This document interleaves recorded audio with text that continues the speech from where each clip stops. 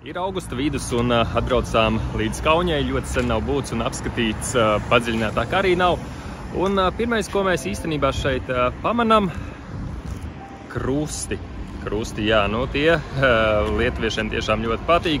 Un dosimies tur nočekot kara muzeju.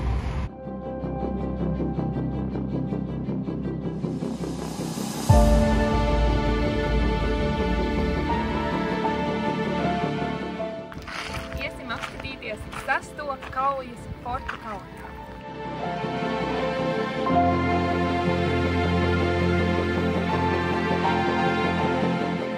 Nu, vienas mūs nelaiž staigāt pa šo muzeju, jāiet ir grupā ar gidu, un šajā reizē tikai lietuviešu valodā būs, bet mēs varam būt izglītoti ar šādu grāmatiņu. Pieejas maksas 5 eiro.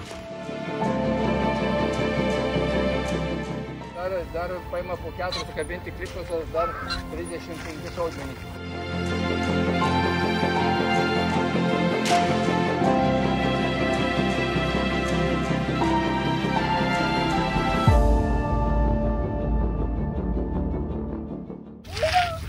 Tie tur augšā izstās ļoti iespaidīgi. Un tie aiz manis ir radiolokatori, pirmie, kas Lietuvā esot izmantoti.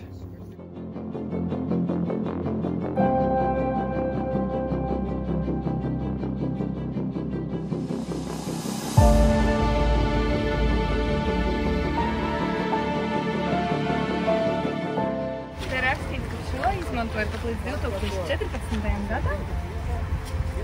Wow!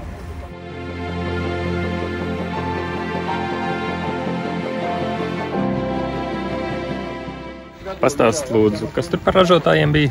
Tātad šeit ir visi armijas auto izstāde un ražotāji sakojuši Volvo, Mercedes-Benz, Chevrolet, Zila, Gaz, Tatra, Magirus, Dodge, Maz, Tar, Kraz un Bedford. Neko nesapratu.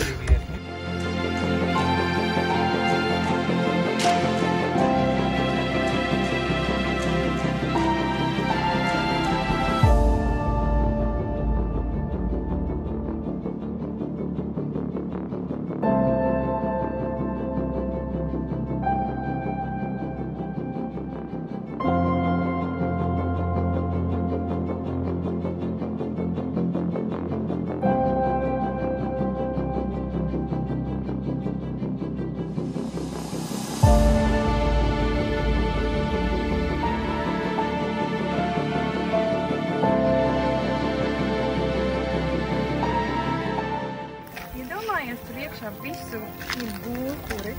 Tie nav īsti kalni.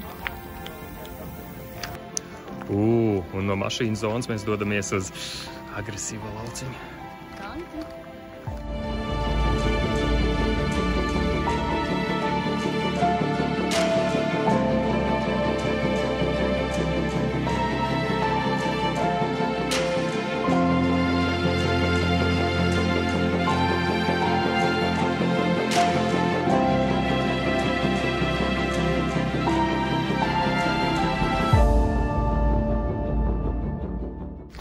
Un tiem, kam patīk vēsture un armijas lietas un kara vēsture, noteikti šeit ļoti patiks. Es katrā ziņā pazaudēju saldiešu un meklēt.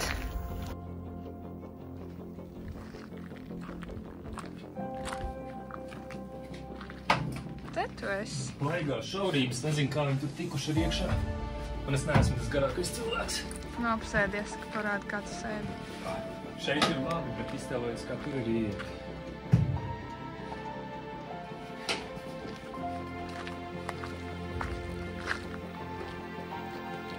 Ja bērni būtu karā, tad viņiem būtu ļoti ērti, vai ne?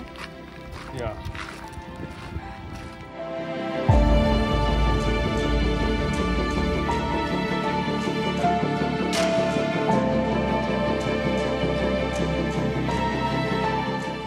Skat, kāds rūsiņš. Tāds rūsiņš.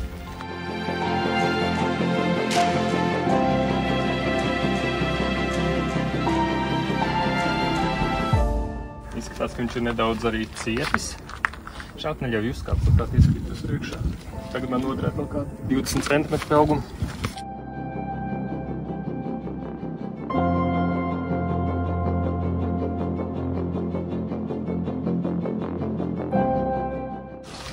Šis jau tāds svaigs izskatās. Šis izskatās pēc centra pūles, kur drēbes varētu izžāvēt. Kur ir arī izlīme. Tad šī ir mazgāšanas mašīna, ja? Kaut kas uz to puses varētu būt. Laundromāts.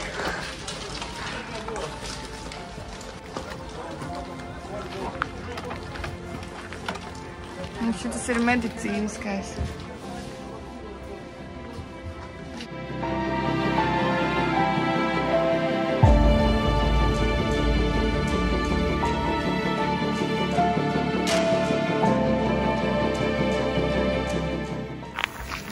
Ļoti forši aptuveni pusstundu gara turīte. Mašīnas, tanki, lidmašīnas un kaut kas tam līdzīgi ir apskatīts.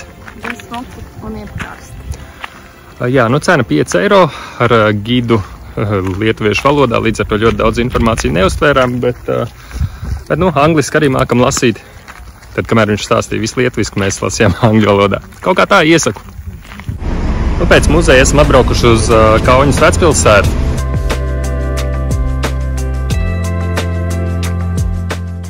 Ko es tev teicu, neņemt lielo porciju? Tu paskaties, viņa ir lielāka par manu galvu. Kā tu viņu atēdīsi? Ja tev būs temperatūra, reiz gulēt nedēļu mājās.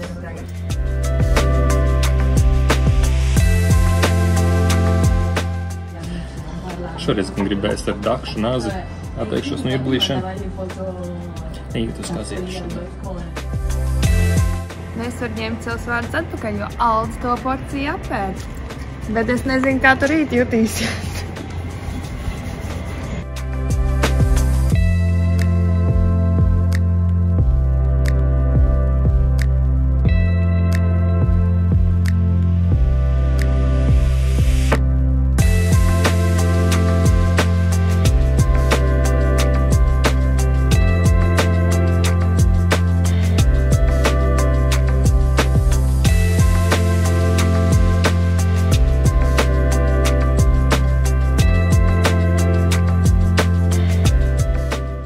Kāda liela forša kukaiņa, bet fakts par Kauņu. Pagājušā gadā tā kļuva par Eiropas kultūras galvaspilsētu.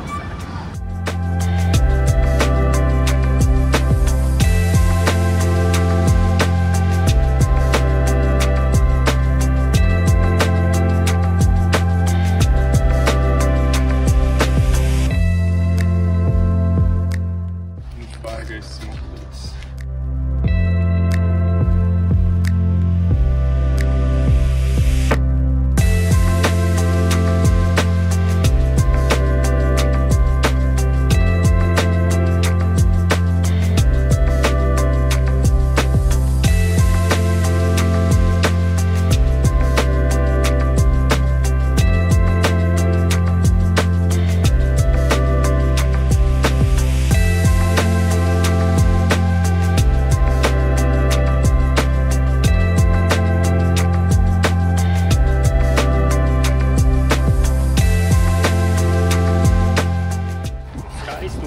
Iekurs ar kājām vai ko tādu esi redzējusi. Un šī ir vieta, kur divas upes satiekās - Neris un Nemūna.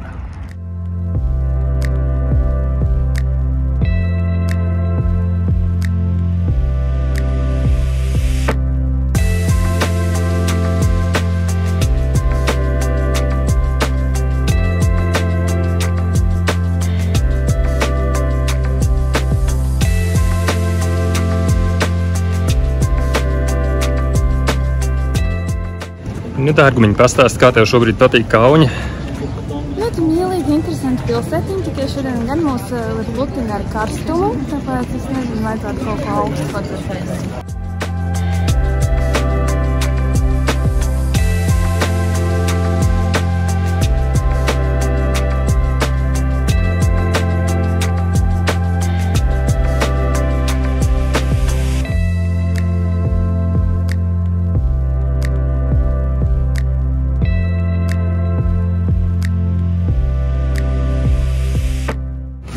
Tāda forša liepu aleja garumā, aptuveni kilometru varētu būt un savienota no vecpilsētas līdz smukai katedrālei. Un pa šo te skaisto aleju iet Kauņas Kamīno ceļš.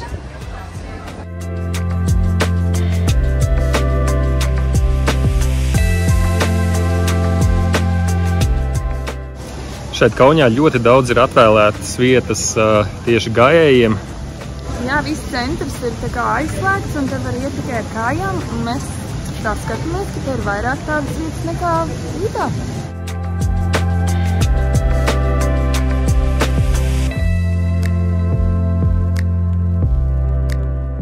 Ir aizmugurē ir Akropola. Un tur ir Žalgiris arēna. Un ar ko mums tā asociējās? 2020. gada 26. februārs Limbiskit koncerts.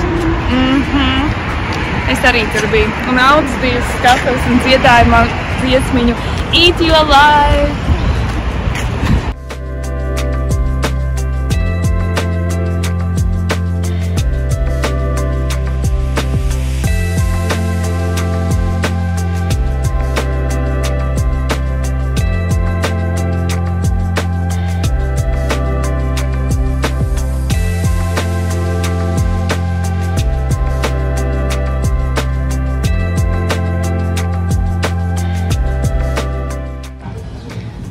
Aldis teica, ka tā esot statuja ar krāniņu.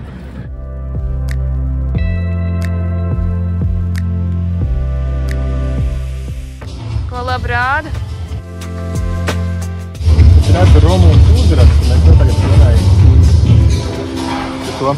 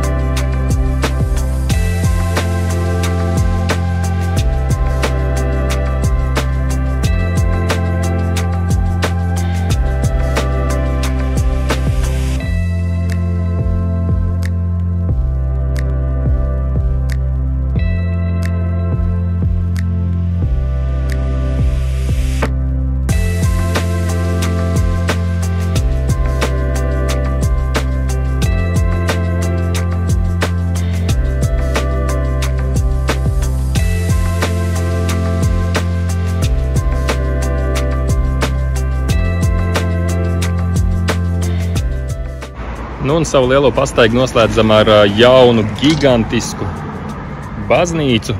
Ir vēl daudz ko redzēt Kaunijā, bet vienā dienā noiet ir 11 kilometri. Domāju, ka arī pietiekami silts ir. Un Kaunijā noteikti ir vērts atgriezties un apskatīt vēl dažādas pazemes ejas, kas ir saistītas ar vēsturi. Bet vēl dodamies vienu lietu apskatīt, ar ko tiešām vakar noslēdzam.